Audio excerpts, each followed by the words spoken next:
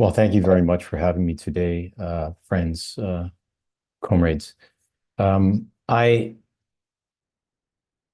have to begin by asking everybody here to imagine being driven from your home simply because of who you are.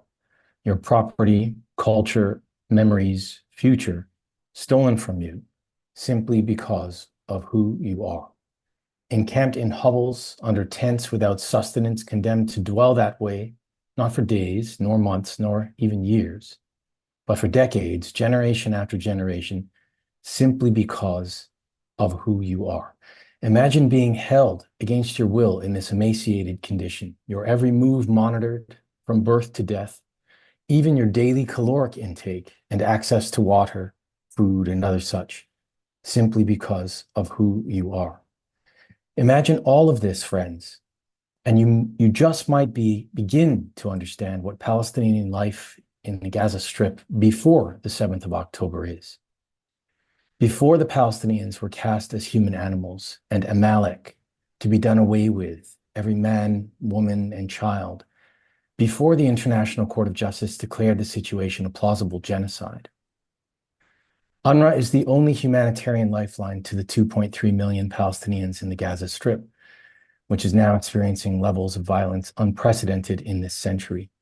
Israeli action has resulted in over 26,000 dead, 64,000 injured, 1.7 million forcibly transferred. Starvation as a tool of war is being used. Famine is about to set in.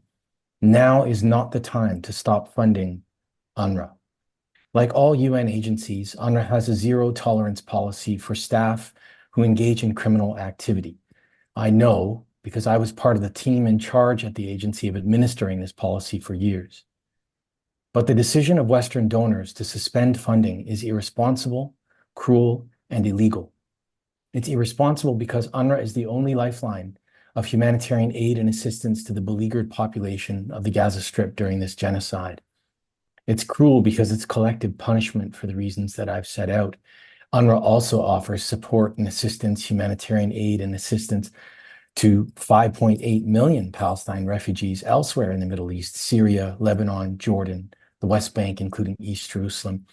And it is finally illegal because as signatories to the Genocide Convention, these Western states have a positive obligation to prevent genocide from happening in the Gaza Strip, including by urging Israel to ramp up humanitarian aid and assistance to the people in Gaza, not to stop it.